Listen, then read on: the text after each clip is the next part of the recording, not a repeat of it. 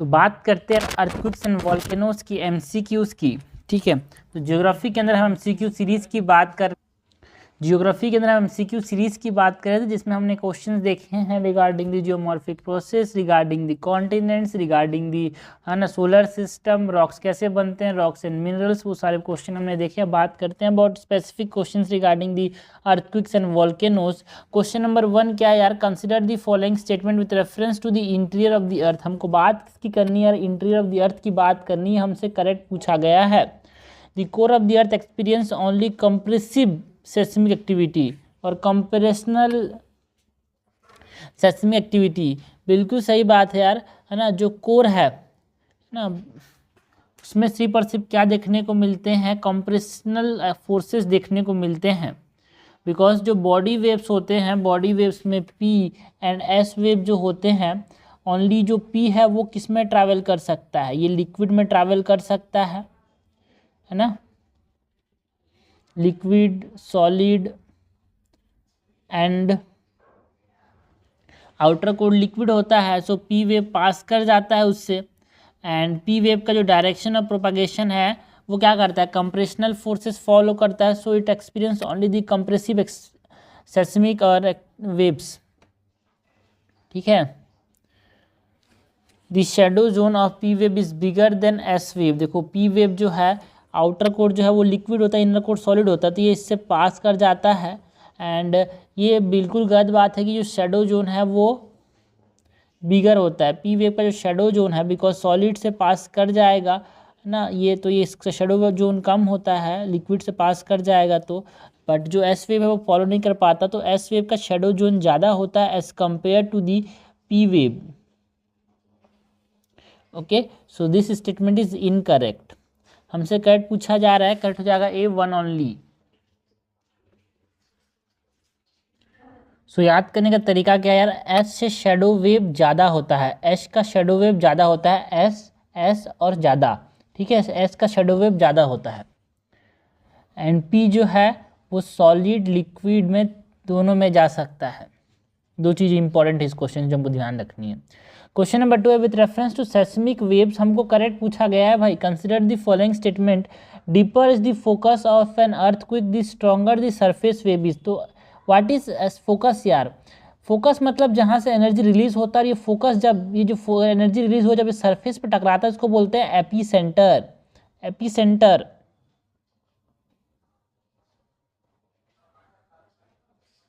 So epicentre is on the crust and focus in the, है ना, inside the earth, ये याद रखना है। और इसमें अगर हमसे पूछा जाए कि पी वेव ज़्यादा फास्ट होता है कि एस वेव, तो P wave is more faster than S wave. तो फोकस क्या लिखा है, deeper the focus the stronger the surface wave. आप भी समझो यार, ये सरफेस के पास जितना रिलीज होगा उतनी ज़्यादा ये सरफेस वेव स्ट्रांग होगा, जितना दूर होगा सरफेस से वो क्या होगा, उतना कमजोर होता जाएगा। ठीक है, सो दिस इज इनकरेक्ट यार। Deeper is the focus, less stronger is the surface wave. The absence of P wave between 104 degree and 140 degree led to the deduction at Earth has a liquid outer core। देखो भाई बिल्कुल सही बात है, but ये गलत है, because P wave का जो शेडो जोन होता है वो कम होता है। ठीक है, 104 से लेके 140 डिग्री तक नहीं होता, वो किसका होता है ना, बिकॉज 104 से ज़्यादा no S wave is deducted, है ना, बिटवीन 104 एंड 140 डिग्री। यहाँ पे एब्सेंस जो है, यहाँ पे पी वेव एब्सेंट होता है 104 से 140, does not indicate the outer core का नेचर नहीं बताता। ये जो हमारे पास सही स्टेटमेंट जो एनसीईआरटी में लिखा हुआ है वो ये है। तो सही स्टेटमेंट क्या है भाई, दी एब्सेंस ऑफ, है ना, so hence the deducted that outer core is not made of liquid. ठीक है, मतलब outer core is made of liquid कैसे पता चलेगा भाई, जब हमारे पास बियॉन्ड 104 डिग्री, बियॉन्ड, सही स्टेटमेंट ये है कि beyond 104 degree, beyond 104 degree no S wave is deducted, no S wave is deducted. ये हमारे पास कंक्लूजन में ले जाता है कि जो आउटर वेव है वो क्या होगा, लिक्विड होगा, बिकॉज एस जो है वो सिर्फ और सिर्फ सॉलिड से ट्रैवल करता है यार, S is already solid. P जो है सॉलिड लिक्विड दोनों से बना होता है, तो यहाँ पे करेक्ट स्टेटमेंट कोई सा भी नहीं है, नाइदर वन नॉट टू। तो ये कहते हैं कॉन्सेप्चुअल क्वेश्चन जो कि जियोग्राफी के एनसीईआरटी से आते हैं, ठीक है। तो ये क्वेश्चन जो होते हैं ना, यहाँ पे आपको समझना है कि ऐसे क्वेश्चन पे आपको फोकस करना है, एनसीईआरटी की जो लाइनें हैं वो यहाँ पे इस तरह से हमको समझनी है।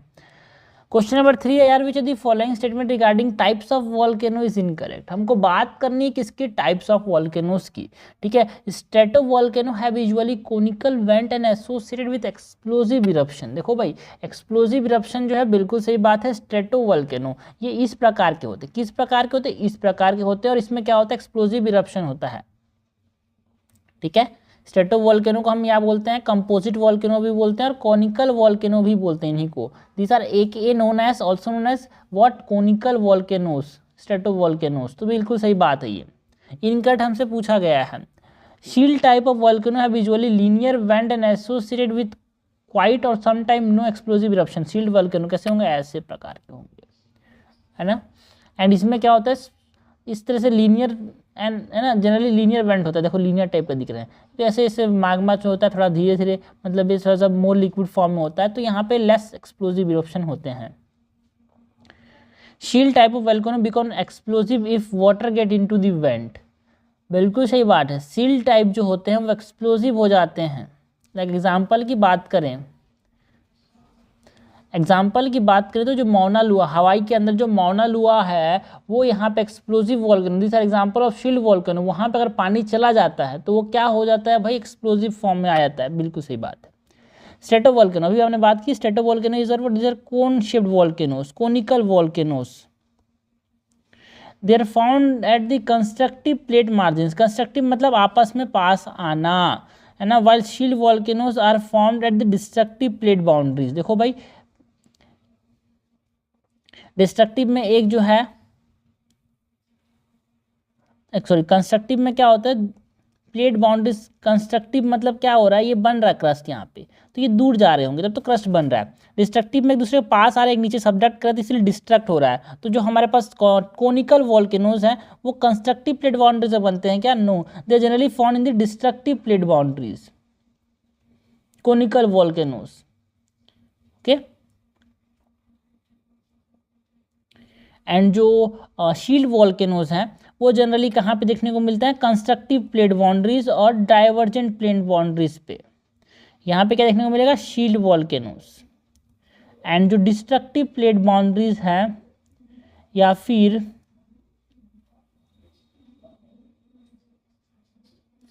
जो कन्वर्जेंट प्लेट बाउंड्रीज हैं, यहाँ पे कौन शेप वॉल्केनो, बिकॉज ये जो लावा है, ये जो क्रस्ट जब डिजेनरेट होगा तो यहाँ पर ऊपर लावा जाएगा और यहाँ पे कौन शेप वॉल्केनो बनाएगा। फॉर एग्जांपल हम बात कर सकते हैं अबाउट दी माउंट फिजी की बात कर सकते हैं, सेंट हेलेना की बात कर सकते हैं। ये सब क्या है यार, यहाँ पे दीज आर कोल्ड वॉल्केनोज जो कि हमको डाइवर्जेंट नहीं, कन्वर्जेंट प्लेट बाउंड्रीज में, डिस्ट्रक्टिव प्लेट बाउंड्रीज में देखने को मिलते हैं। तो फोर्थ स्टेटमेंट इनकरेक्ट है, हमसे इनकरेक्ट तो पूछा जा रहा है, इनकरेक्ट हो जाएगा डी। क्वेश्चन नंबर 4 है, with reference to earthquakes consider the following statement. हमसे करेक्ट पूछा जा रहा है अर्थक्वेक्स के बारे में। Earthquake is a diastrophic event. Diastrophic means something that is gradual, तो इट इज नॉट ग्रेजुअल यार, ठीक है, it is not gradual. So first statement is incorrect. Of surface wave, Rayleigh wave is more destructive and produce entirely horizontal movement. बिल्कुल गलत statement है कि बिल्कुल सही स्टेटमेंट, बिल्कुल सही स्टेटमेंट है। सरफेस वेव में हमारे पास दो तरह के वेव होते हैं, एक लॉब वेव होता है, एक रिले वेव होता है, ठीक है। जो सरफेस वेव है वो सरफेस वेव हमारे पास दो तरह के होते हैं, कौन कौन से, relay wave and lobe wave, ठीक है। ये कंप्लीटली हॉरिजॉन्टल होते हैं ये जो लॉब वेव हैं, एंड जो रिले वेव है वो कैसे होते हैं भाई, रोलिंग मूवमेंट में होता है, अप एंड डाउन मूवमेंट, इस प्रकार से अप एंड डाउन मूवमेंट, ठीक है।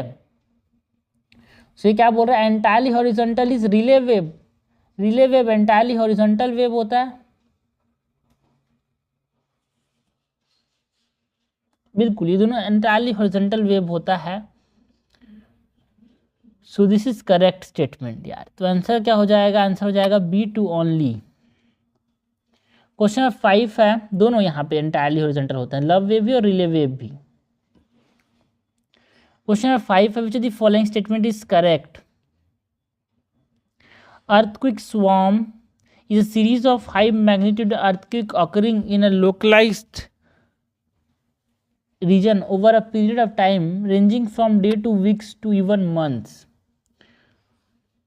या बिल्कुल सही बात है यार। ये स्टेटमेंट कैसा लग रहा है, सही लग रहा है कि गलत लग रहा है? भाई गलत लग रहा है, बिकॉज जो अर्थक्विक स्वार्म होते हैं ये लो मैग्नीट्यूड अर्थक्विक होते हैं, नॉट हाई मैग्नीट्यूड अर्थक्विक। ठीक है, मानते हैं कि 1-2 डेज में ये चलते हैं, बट ये लो मैग्नीट्यूड होते हैं। सो दिस इज इनकरेक्ट यार। Earth swarm can serve as a marker for localization of following magma. बिल्कुल सही बात है। Surface wave which are responsible for the most destruction is high frequency. Surface wave जो होते हैं जो ज़्यादा डिस्ट्रक्शन करते हैं वो हाई फ्रीक्वेंसी होते हैं क्या? नहीं भाई नहीं, this are low frequency and long wavelength. This is incorrect. हमसे करेक्ट इसे पूछा जा रहा है, करेक्ट हो जाएगा 2 ओनली, आंसर हो जाएगा बी। आगे बढ़ते हैं भाई, क्वेश्चन नंबर 6 देखते हैं। With reference to the measuring of earthquake, हमको बात किसी करनी है मेजरिंग ऑफ अर्थक्विक की। Consider the following statement. Richter scale और the magnitude scale measure the magnitude of the damage caused by the earthquakes. देखो भाई, रिक्टर स्केल और मैग्नीट्यूड स्केल जो है, it does not measure the magnitude of the damage, it measure the magnitude of energy. ठीक है, Mercalli scale और the intensity scale measure the intensity of energy. No, it measure the intensity of damage.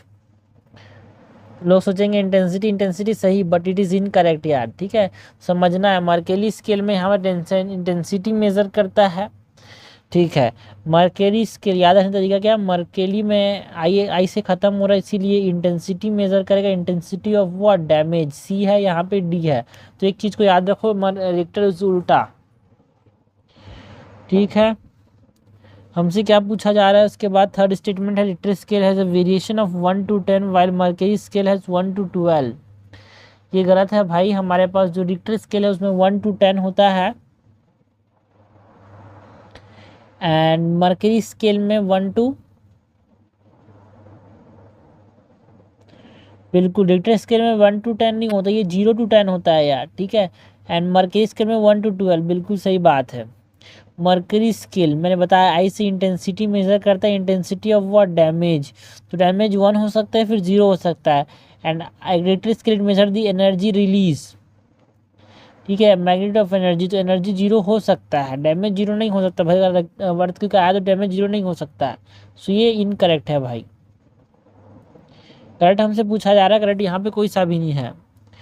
Question number 7 है, which the following statement are correct regarding the earthquake prone areas of India. हमको बात किसकी करनी है? Earthquake prone areas of India की। Ministry of correct हमसे पूछा गया ना। Ministry of earth sciences has divided India into 4 seismic zone. No, it is bureau of Indian standard, BIS।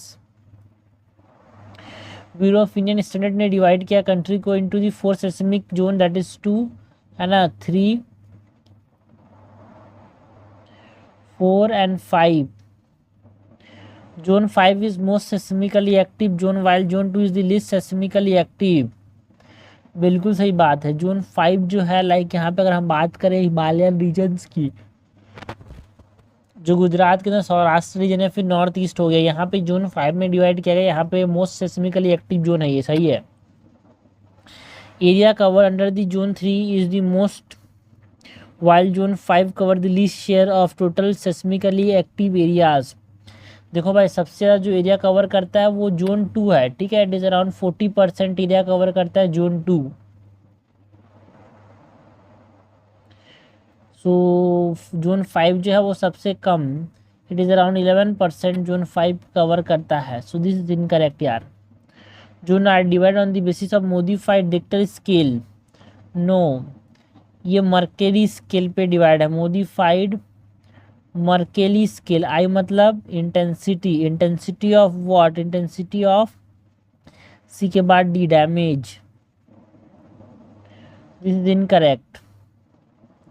सो हमसे कैट पूछा गया, कैट हो जाएगा B2 ओनली, मतलब B.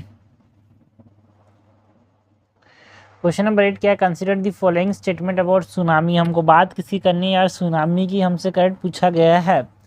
Tsunami wave travel at different speed in water, faster in deeper water and slower in shallow water. क्या tsunami जो है वो फास्ट होता है डीप वाटर में भाई? क्या ये स्टेटमेंट सही स्टेटमेंट है? बिल्कुल सही बात है यार, जहाँ पे गहरा पानी वहाँ पे इसकी स्पीड ज़्यादा होती है, और जहाँ पे कम पानी है शैलो वाटर वहाँ पे स्पीड जो है कम होती है। तो एस से शैलो, एस से स्लोअर, इस तरह से याद रखना है। Amplitude of tsunami wave is more in deeper water than in shallow water. देखो गलत है भाई, एम्पलीट्यूड स्पीड ज़्यादा कहाँ पे है? डीप वाटर में, बट जो एम्पलीट्यूड ज़्यादा है उसकी जो हाइट ज़्यादा है वो कहाँ पे ज़्यादा देखने को मिलेगी? शैलो वाटर में। बिकॉज इस प्रकार का कोस्ट है, यहाँ पे गहरा पानी, यहाँ पे कम गहरा पानी, तो यहाँ पे धक्का देगा ऊपर की तरफ, तो इस तरह से बड़ा जाएगा, यहाँ पे छोटा रहेगा। इमेजिन भी कर सकते हैं भाई कि जहाँ पे समुद्र में गहराइयों में आया तो सुनामी छोटा दिखता है, बट जब वो तट पे आता है तो बड़ा बड़ा दिखने लग जाता है। सो सेकंड इज इनकरेक्ट, हमसे करेक्ट पूछा जा रहा है, कट जाएगा A1 ओनली। क्वेश्चन नंबर 9 है, hot springs, geysers, fumaroles display release of underground energy. बिल्कुल सही बात है, हॉट स्प्रिंग जो है, गाइजर्स जो है, ये अंदर से जो एनर्जी रिलीज होती है उसको बताते हैं ड्यू टू वॉल्केनिक एक्टिविटी। बिल्कुल सही बात है, जनरली जहाँ पे मिलते हैं जहाँ पे वॉल्केनिक एक्टिविटी हो। Both geysers and fumaroles are characterized by the release of streams. दोनों में यस, गाइजर्स एंड फुमेरोल्स में स्ट्रीम का रिलीज होता है। हॉट स्प्रिंग फीचर्स है ना, hot spring feature spring heated by, hot spring features में क्या है भाई? Spring heated by geothermal. Hot spring किसको बोलेंगे? Spring heated by geothermally heated ground water, while geyser are spring generated by the turbulent ejection of water. Geyser में क्या होता है? टर्बुलेंट इजेक्शन ऑफ वाटर से जनरेट होता है, and hot spring geothermally heated ground water से आता है। क्या? बिल्कुल सही बात है यार, ग्राउंड वाटर जब यहाँ पे गर्म हो जाता है तो हॉट स्प्रिंग देखने को मिलता है, एंड गाइजर के अंदर जो टर्बुलेंट इंजेक्शन होता है वाटर का उसको गाइजर बोलते हैं, जो हमने देखा था journey to the centre of the earth में गाइजर से वो लोग बाहर निकले थे। एंड गाइजर की बात की जा रही है कि गाइजर जो है so distinct colour due to the presence of cyanobacteria. Geysers में कलर देखने को मिलता है क्या यार? हाँ, नो, हॉट स्प्रिंग में कलर देखने को मिलता है, मतलब hot spring are colourful to the presence of cyanobacteria. This is incorrect.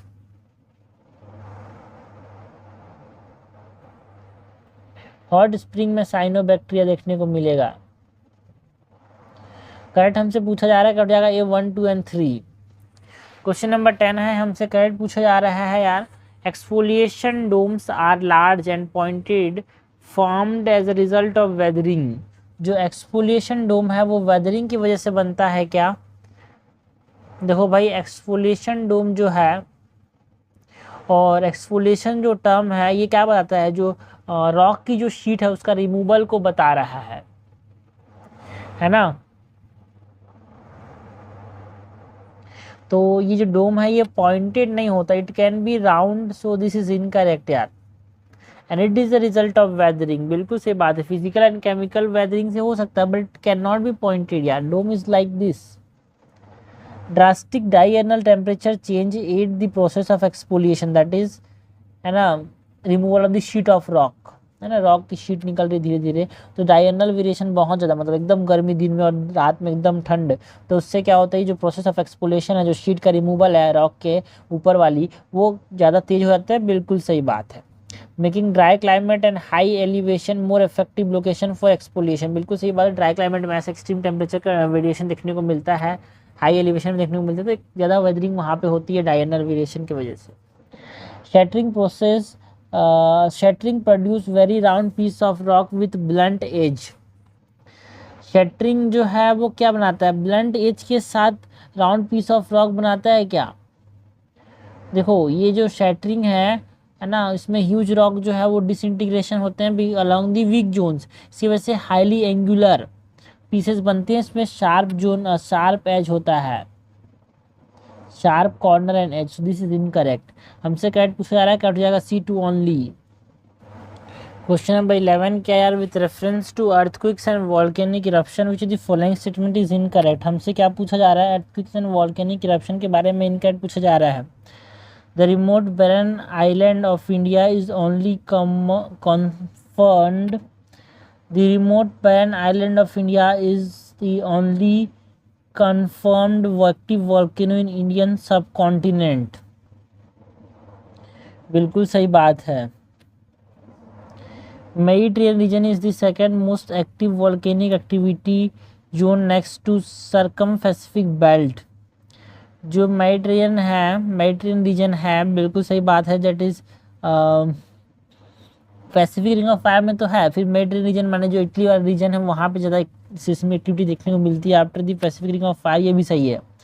Ring of fire और circum Pacific belt is a subduction zone in entirely along its stretch. No भाई, हर जगह एक सबडक्शन जोन नहीं है ना, कहीं कहीं पे ट्रांसफॉर्म बाउंड्रीज भी हैं, है ना। मोस्टली तो सबडक्शन ही है, बट कहीं कहीं पे ट्रांसफॉर्म बाउंड्री ही है, like the San Andreas fault in the California. So this is incorrect, हमसे इनकरेक्ट पूछा गया, आंसर हो जाएगा C. Recent research so cooling of Pacific plate in ring of fire. बिल्कुल सही बात है, जो पैसिफिक रिंग ऑफ फायर है वो क्या हो रहा है, थोड़ा सा कूल हो रहा है। क्वेश्चन नंबर 12 है, with reference to denudational process consider the following statement. हमसे डिन्यूरेशनल प्रोसेस के बारे में क्या पूछा जा रहा है, करेक्ट पूछा जा रहा है। Weathering aids both in soil formation and enrichment. बिल्कुल सही बात है यार, वेदरिंग में सॉइल फॉर्मेशन, वेदरिंग की वजह से सॉइल फॉर्मेशन और एनरिचमेंट दोनों देखने को मिलता है। Weathering is a pre requisite for mass movement. देखो भाई, weathering is not a prerequisite for mass movement, although weather material make it easy for mass movement। ठीक है, so this is incorrect। mass movement does not involve any geomorphic agent। बिल्कुल सही बात है।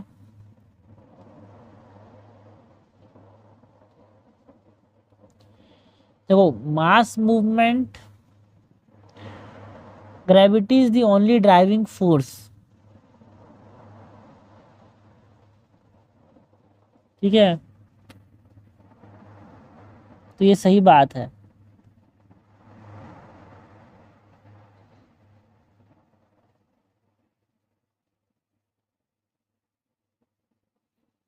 Correct में 1 और 3 हो जाएगा आंसर। क्वेश्चन नंबर 13 है, with reference to riverine landform consider the following statement. Correct पूछा जा रहा है रिवराइन लैंडफॉर्म के बारे में। रिवर एंड लैंडफॉर्म्स के बारे में पूछा जा रहा है। Gorges are most or almost equal in width at both top and bottom, like canyons which are wider at top than its bottom. तो गॉर्जेस जो है वो कैसे होते हैं भाई, बिल्कुल सही स्टेटमेंट है क्या ये। बिल्कुल, इनका जो टॉप है और बॉटम है दोनों गॉर्जेस में सेम होता है इस प्रकार से, but canyon is wider at the top and lesser at the bottom. ये कैनियन है, ये गॉर्जेस है। This is correct. Retreat of waterfall can result in formation of gorges with steep slides और steep slides. Retreat of waterfall, बिल्कुल सही बात है। Waterfall formation से क्या होता है, इरोजन देखने को मिलता है सॉफ्ट रॉक का, है ना, एंड इसके वजह से फिर हार्ड रॉक भी कट हो जाता है।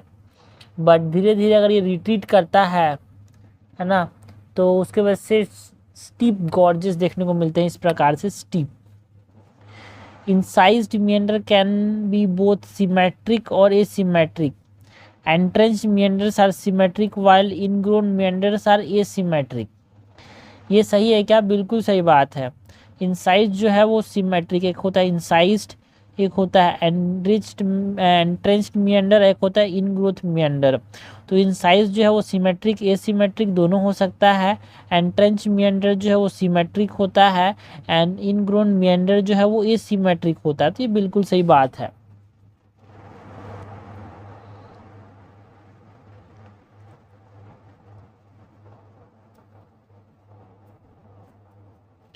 incised ingrowth and incised, entrenched and ingrowth.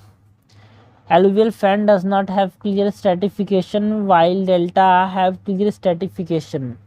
बिल्कुल सही बात है यार, एलुवियल फैंस में हमको एक क्लियर स्ट्रेटिफिकेशन देखने को नहीं मिलता है ना, बट डेल्टा के अंदर यहाँ पे स्ट्रेटिफिकेशन देखने को मिलता है। स्ट्रेटिफिकेशन मतलब एक layer by layer arrangement collection देखने को मिलता है। We hence all collection at one place without stratification, because alluvial fan में क्या होता है, माउंटेन वैली के अंदर ये चीज़ें सेडिमेंट्स जो है वो आता है फेन शेप मैनर में डिपॉजिट कर जाता है, कोई क्लियर स्ट्रेटिफिकेशन नहीं होता, बट डेल्टा के अंदर होता है। पॉइंट बार्स और meander are sediment deposits in meander bar in a semicircular fashion by following river। meander bar जिसको देखो ये सेमी सर्कुलर मैनर में होता है उसको तो ऑक्सबोले बोलते हैं, ठीक है, या फिर इससे ऑक्सबोले का फॉर्मेशन होता है। But point bars and meander bars एक तरह समझ आ रहा है, इट इज लीनियर फैशन में अगर डिपॉजिट हो रहा है तो उसको हम क्या बोलते हैं, यहाँ पे पॉइंट बार या मियंडर बार बोलते हैं। सो फिफ्थ इज इनकरेक्ट, हमसे करेक्ट पूछा जा रहा है 1 2 3 4 इज करेक्ट, तो आंसर हो जाएगा यहाँ पे 13 का सी। क्वेश्चन नंबर 14 है यार, with reference to karst landform and marine landform consider the following statement. Karst landform is limited to area where comparatively soluble rock exist. बिल्कुल सही बात है यार, देखो लिमिटेड बोल दिया ना, एक वर्ड डाल दिए यहाँ पे, उसको जरा हमको समझना है, ठीक है, लिमिटेड। बट लोग कंफ्यूज मत होना यार, लिमिटेड से जनरली ये वहीं देखने को मिलता है जहाँ पे सॉल्युबल रॉक्स होते हैं तो अंदर से खुला बना देता है उसको, वहाँ पे तो सिंक होल केव्स का फॉर्मेशन होगा, नेचुरल ब्रिजेस का फॉर्मेशन होगा, सिंकिंग स्ट्रीम्स का फॉर्मेशन होगा, है ना। Disappearance of stream in limestone region are related to sink hole, shallow hole and blind valley. बिल्कुल सही बात है, सिंक होल एक कोलैप्स या फिर डिप्रेस्ड फीचर्स होते हैं, है ना। शॉलो होल की बात करें तो सिलेंड्रिकल टनल लाइक स्ट्रक्चर्स होते हैं जो कि सिंक होल के नीचे देखने को मिल सकते हैं। ब्लाइंड वैली ऐसे नंबर ऑफ सिंक होल जब आपस में मिल जाते हैं तो एक गुफा बन जाता है अजीब सा, जहाँ पे कोई रास्ता दिखने को नहीं मिलता। फ्लैट फ्लो डिप्रेशन होता है एक तरीके से। submerged coasts are dominated by depositional features while emerged coasts are dominated by erosional features। उल्टा बोल दिया, submerged coasts आपको याद रहना चाहिए वेस्टर्न घाट्स का, ठीक है।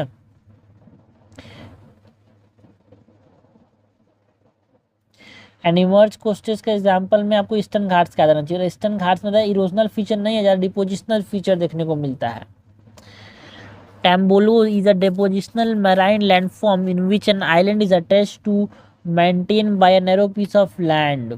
देखो बिल्कुल सही बात है, टेम्बोलो के अंदर क्या होता है, ये हमारे पास अगर नॉर्मल लैंड है तो यहाँ पे एक आइलैंड को बीच में कनेक्ट करता है टेम्बोलो, है ना। दो लैंड मास को ज्वाइन करते हैं, इसको बोलते हैं connecting bar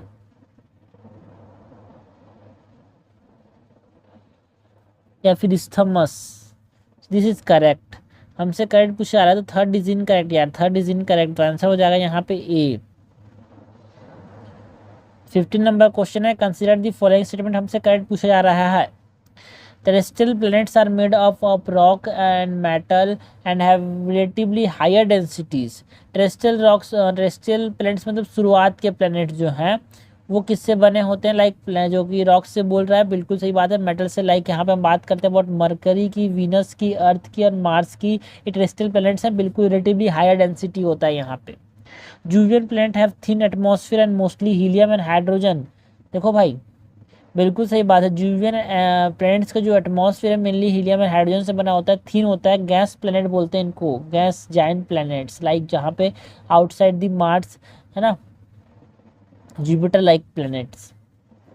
Jovian planet are formed after terrestrial planet, so they are big in size। देखो भाई all planet are formed at the same time, after बोल रहा है गलत बात है, सारे सेम टाइम में बने थे। दिस इज इनकरेक्ट, करेक्ट हमसे पूछा जा रहा है, कट जाएगा D 1 and 2 only. Question number 16 है with reference to the structure of the earth, consider the following statement. The crust is brittle in nature and thickness is same at any place of the earth. जो crust है वो कड़क है और thickness same है बोल रहा है। भाई कैसी बात कर रहे हो यार, कैसी बात कर रहे हो, सब जगह सेम होगा यार? डिफरेंट डिफरेंट होता है। ओशियनिक का ज़्यादा होता है कि कम होता है? ओशियनिक का ज़्यादा होता है, कॉन्टिनेंटल का कम होता है, ऐसा है ना? Oceanic is thin and continental is thick because it is like this यार। ये ओशियन हो गया, ये कॉन्टिनेंट हो गया। सो ओशियन इज ज़्यादा थिक और कॉन्टिनेंटल इज ज़्यादा thick, continental is more thick. So this is incorrect, same नहीं है भाई thickness. The mantle has higher density than the crust and lower mantle is liquid in state. देखो भाई lower mental liquid state का है, बिल्कुल सही बात है। क्या मेंटल की डेंसिटी क्रस्ट से ज़्यादा है? मेंटल की डेंसिटी जो है वो क्रस्ट से कम है, ऐसा।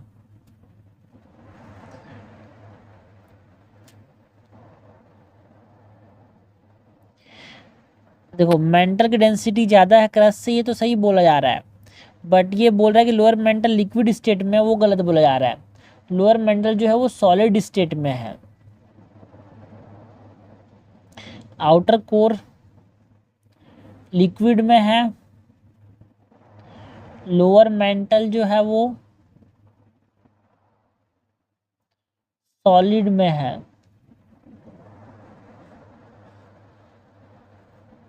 Okay, this is incorrect.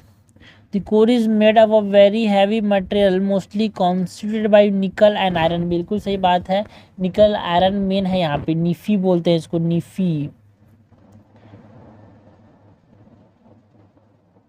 इनकट हमसे पूछा जा रहा है, इनकट हो जाएगा यहाँ पे 1 और 2, आंसर हो जाएगा A. Question number 617 last question है भाई। In the context of volcanic eruption which of the following statement is are correct? Shield volcano are the largest of all volcanoes and mostly made of basalt। Shield volcano जो होता है वो largest होता है क्या बाकी कंपैरिजन में? बिल्कुल सही बात है, एंड मेनली ये बेसाल्ट से बना होता है। कैल्ड्रास वॉल्केनो का मोस्ट एक्सप्लोजिव वॉल्केनोज, बिल्कुल सही बात है। शील्ड वॉल्केनो एग्जांपल की बात करें तो Hawaiian volcanoes, and there mostly made of basalt. And जो टाइप ऑफ लार्वा होता है वो फ्लूइड नेचर का होता है, लो एक्सप्लोजिविटी होती है इसकी। Lava of composite volcano are larger quantities of, देखो कंपोजिट वॉल्केनो या फिर कोन जिसको हम बोलते हैं, उसमें large quantity of pyroclastic material देखने को मिलता है एंड ऐश देखने को मिलता है। भाई बिल्कुल सही बात है, ठीक है।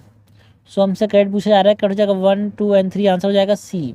So this is all about the question regarding what earthquake and volcanoes. इसके बाद हम बात करेंगे किसकी, इसके बाद हम बात करेंगे रिलीफ ऑफ ओशन की, दैट इज ओशियनोग्राफी स्टार्ट करेंगे यार।